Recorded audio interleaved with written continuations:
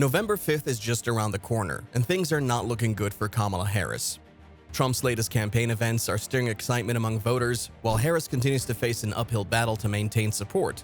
Each week is bringing new developments that could shift the tide as the candidates scramble to win over key states and undecided voters. So what has Trump been up to, and why is Harris's campaign struggling to stay on track? In this video, we'll break down the most important updates from the past week, diving into the strategies, challenges, and surprises that are shaping the path forward for both candidates. So stay tuned. As the 2024 election draws near, all eyes are on the polls. The polls are drastically changing with only a few weeks until voters cast their ballots. Trump appears to be gaining ground in crucial battleground states, while Kamala Harris has had some setbacks in her quest to establish herself, which has some people questioning what she really wants for America.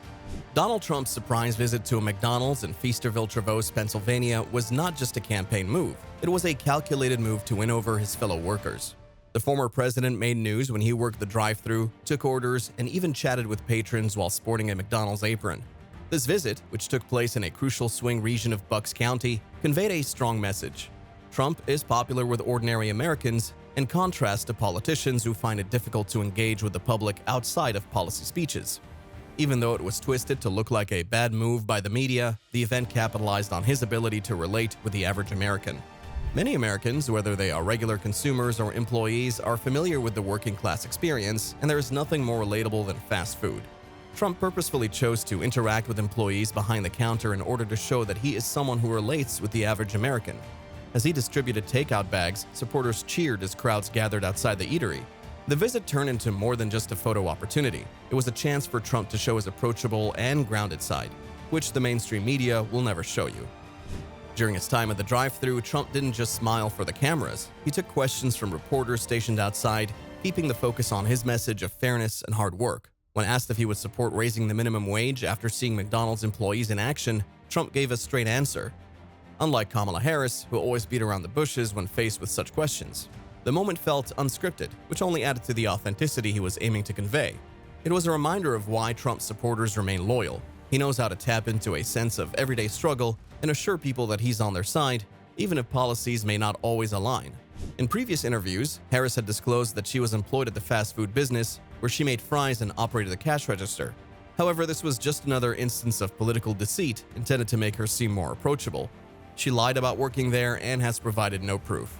The McDonald's stunt also showcased Trump's ability to bring things under control. The media has been relentless with their attacks. However, Trump has shown time and time again that he controls his own story. Photos of the former president running the station went viral, sparking discussions on social media and even on primetime television. Everyone seems to be talking about it, whether fans or critics, and that's exactly what the Trump campaign needed.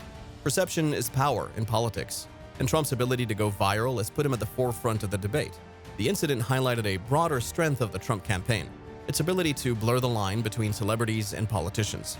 For Trump, the McDonald's event wasn't about addressing politics. It was about creating an emotionally resonant moment. For many voters, it reinforced the idea that Trump, despite his wealth and his controversies, can still genuinely connect with ordinary Americans. The ability to get out in the public eye and make it personal is a key part of Trump's political agenda. And the McDonald's visit is another example of how Trump continues to use it. The story surrounding Harris, however, did not have the same level of success. Her story about working at McDonald's backfired, even if it may have been meant to show sympathy for working Americans. There was little opportunity for Harris's staff to successfully respond to the media's scrutiny about this unproven claim. The scandal fueled pre-existing skepticism about her authenticity among those who were already skeptical of her leadership. Trump is playing to his strengths, while Harris's team appears to be struggling with blunders and conflicting messages. The Al Smith Dinner, a high-profile event known for politicians coming together to share in the fun, has been a key moment in the 2024 campaign. Donald Trump's face is still all over, with the former president still in the spotlight. Trump's speech was not just funny, it was also a political campaign that made him a candidate who never missed an opportunity to get in front of voters, engage with them, and make them feel understood. In contrast, his fellow presidential candidate Kamala Harris skipped the event entirely, opting instead to send a video message first.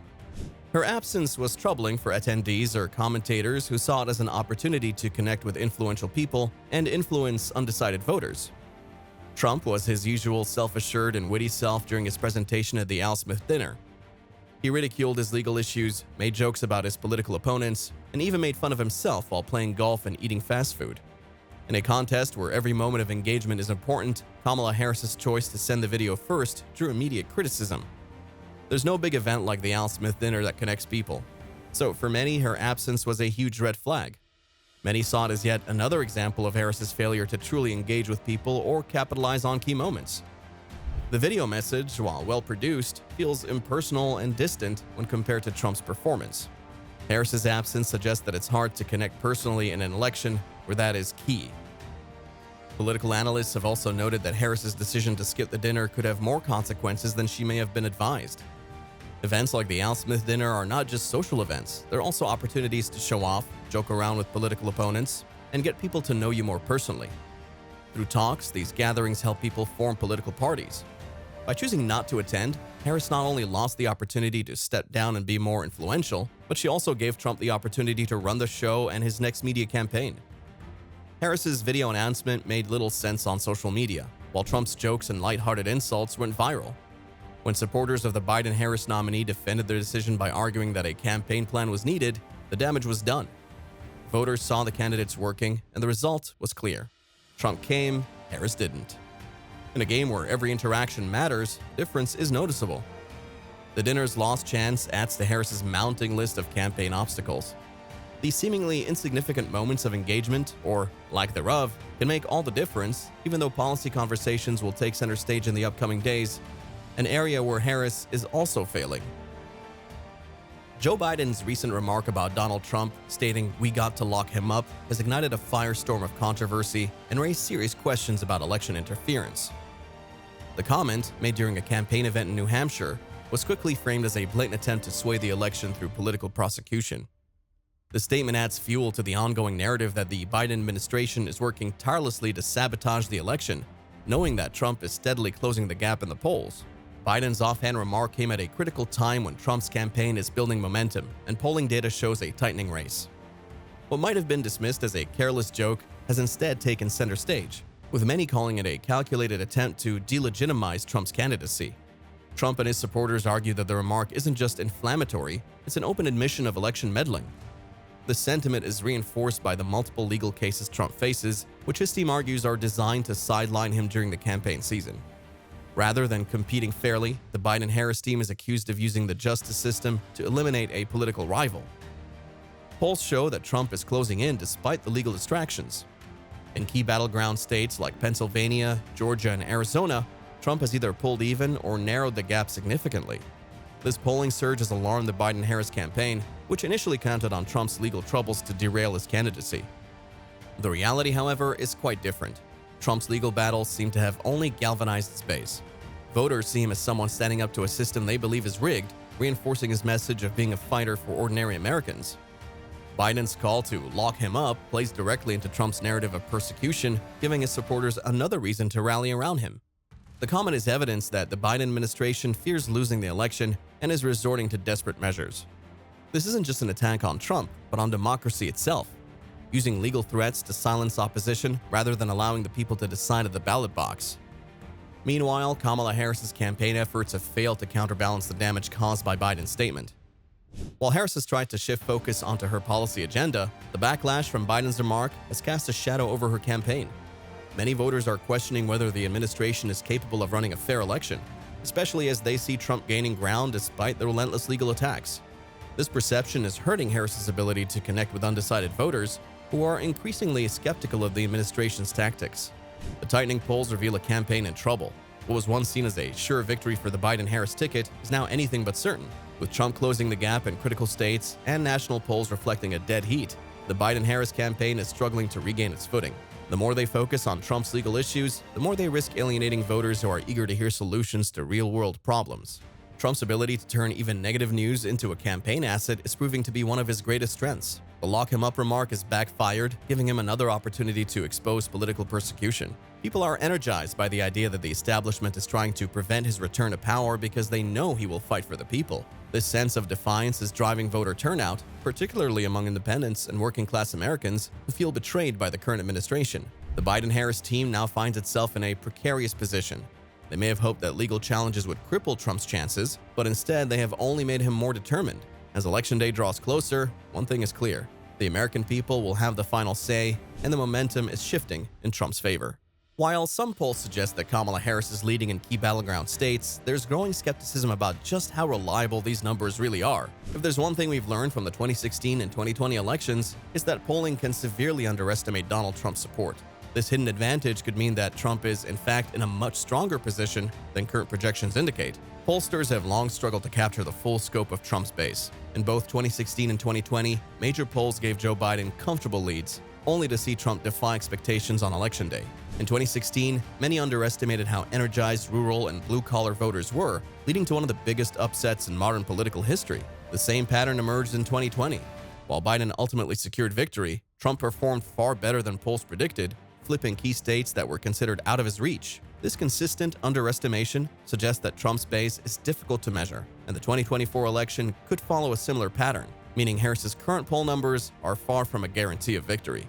Even as Harris appears to lead in some polls, cracks are beginning to show in her campaign's foundation. Voters are expressing frustration with rising costs of living and the perceived inaction from the Biden-Harris administration. Many who supported the ticket in 2020 are now rethinking their choices, especially as Trump has effectively framed the election as a fight for economic revival. Polls might not be fully capturing this shifting sentiment as swing voters and independents quietly drift back towards Trump. Moreover, Harris's poll numbers are fragile. While she may show a lead on paper, deeper analysis reveals weaknesses that could prove disastrous come Election Day.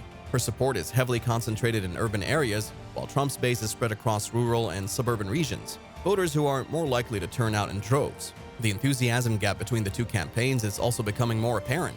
Trump's rallies are drawing massive crowds, creating a wave of momentum that polls often fail to capture. Harris's campaign, on the other hand, is struggling with turnout and enthusiasm, with many questioning whether her message resonates beyond the Democratic base. Trump's campaign understands that winning the ground game is more important than headline poll numbers. While Harris's campaign may celebrate narrow leads in battleground states, Trump's team is working tirelessly to register new voters and mobilize his supporters. This focus on the grassroots level could make all the difference in states like Pennsylvania, Michigan, and Georgia, where margins are often razor-thin. Polling may offer a snapshot, but it doesn't account for the energy and mobilization that Trump's campaign brings to the table. Trump's rallies, visits to working-class communities, and relentless campaigning are aimed at turning out every possible vote, an effort that many believe polling underestimates. There's also the issue of polling accuracy in a politically charged environment. Many voters have grown distrustful of the media and polling institutions, fueling skepticism about whether the numbers reflect reality. Traditional polling methods could skew results, and Harris's lead could be artificially inflated. This same pattern was observed in 2016 and 2020, where Trump outperformed poll predictions by significant margins. The current polls might once again be missing the mark, setting the stage for a similar surprise in 2024. Overconfidence in polling could lead to complacency, just as it did for Clinton in 2016. If the Biden-Harris team relies too heavily on their current poll numbers and fails to address growing voter dissatisfaction, they risk being blindsided by a late surge of Trump voters. The electoral map remains volatile, and a few key shifts could drastically alter the outcome. Trump's ability to galvanize voters who feel ignored by the political establishment gives him a unique advantage, one that polling models have historically failed to capture. So what are your thoughts on this? Do you think Harris can turn things around in time, or will Trump's strategy secure him another victory? Drop your thoughts in the comments below, and don't forget to give this video a thumbs up if you enjoyed it. Make sure to subscribe to our channel for more updates and insights like this. Until next time, stay informed and stay engaged.